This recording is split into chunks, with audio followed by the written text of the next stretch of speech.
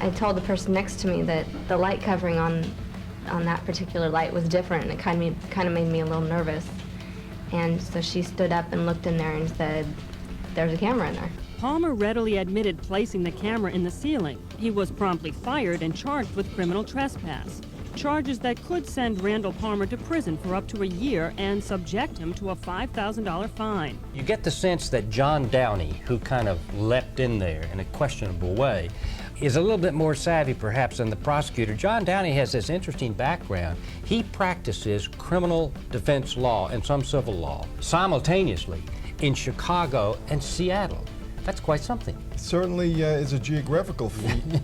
Yeah, and well, there are not many lawyers and certainly half a continent away. It's very costly, I might add. Yeah. Well, he's obviously a lawyer that has a lot of confidence because we saw what he just did. Your Honor, in counsel's closing arguments, he at first initially mentioned about what my client, Mr. Palmer, had testified to and what his statements were, in kind of an indirect way implying that Mr. Palmer either did or did not take the stand in his own defense.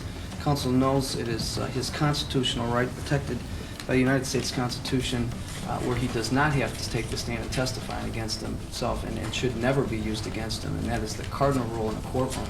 And he went further to right in front of this jury to blatantly instruct this jury that the defendant had not testified in this case, and began to then explain to the jury what some of the statements that he made were. Now, based on that, Your Honor, based on that clear and unethical violation of the rules, we immediately moved for a mistrial and for dismissal with prejudice of this case. And what of the tantalizing video that was the object of Palmer's detailed planning and determined effort? We'll never know. The only thing Palmer succeeded in recording was himself setting up the camera. That was before Palmer accidentally shut the camera off prior to the Seagulls even entering their dressing room. We saw the video. I don't see what the big deal is. There was nothing on the video. He never videotaped anybody but himself. He caught himself on the video. How stupid. Defense attorney John Downey doesn't deny his client attempted to make the video, but he does challenge the notion that his client was trespassing. Of course, his conduct was improper.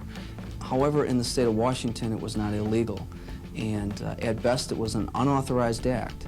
However, if the state's theory holds water, then what we have is we have employers with the ability now to charge each employee that has violated a provision or policy of the employer.